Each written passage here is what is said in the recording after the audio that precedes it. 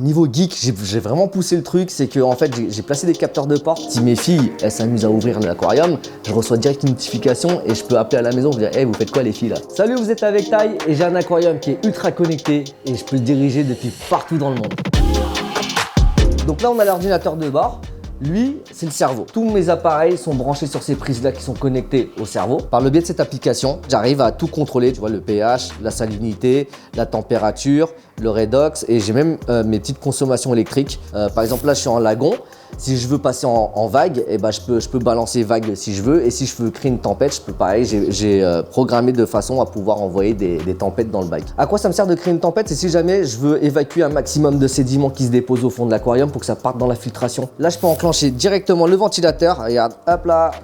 Et c'est parti. Si jamais le ventilateur il n'arrive pas à encaisser cette hausse de température, c'est la climatisation qui va prendre le relais, qui est connecté aussi. Donc lui qui est réglé à partir de 26-27 degrés. Alors il faut savoir qu'à chaque fois qu'il y a un problème, que ce soit la température, la salinité, donc si jamais j'ai une fuite d'eau, j'ai des capteurs de fuite, je reçois instantanément une notification sur mon téléphone et je peux interagir tout de suite avec mon aquarium. Si jamais j'ai une coupure de courant, ça va être la batterie que j'ai installée là-dessus qui va prendre le relais. Je crois que j'ai une autonomie de environ 4 heures. Niveau geek, j'ai vraiment poussé le truc, c'est que en fait j'ai placé des capteurs de porte, j'ai mis une alarme. Comme ça, je sais que quand je suis pas là, si mes filles elles s'amusent à ouvrir l'aquarium, je reçois direct une notification et je peux appeler à la maison et dire hey, vous faites quoi les filles là?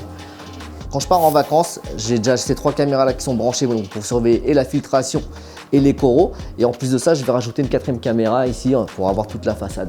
Un truc de ouf, je peux contrôler l'aquarium de mes potes qui ont le même système à distance. Donc s'ils ont un problème, je peux prendre ça en main et c'est moi qui gère. Tout ça, c'est mes potes qui sont là, tu vois, et que je peux prendre en contrôle à distance, leur refaire leur programmation, etc.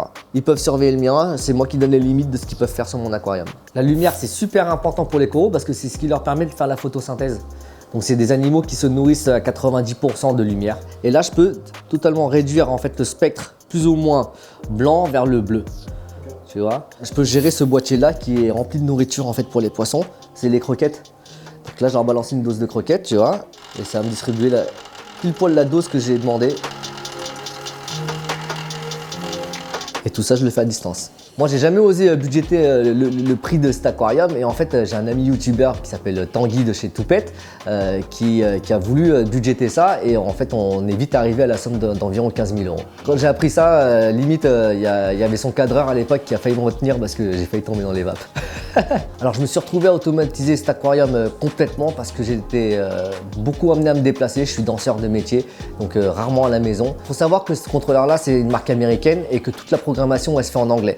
Donc si tu sais pas le faire, comme moi, tu peux rejoindre une communauté, un groupe qui peut t'aider à faire ça. Que ça soit connecté et que ça soit contrôlé par ordinateur, c'est super intéressant. Par contre, il faut savoir que ça remplacera jamais la main humaine. Si tu programmes ça n'importe comment, et bah ton bac, tu peux l'enterrer. Ce qui est intéressant aussi dans cette passion, c'est que tu sais que dans la nature, les coraux, ils sont en voie de disparition à cause du réchauffement climatique et de l'acidification de l'eau. Et du coup, bah, tu as un petit côté plaisant quand tu vois que dans ton aquarium à toi, dans un petit mètre cube, tu t'arrives à condenser tout ça et à donner vie, à voir la pousse se créer. C'est super satisfaisant. Colmini.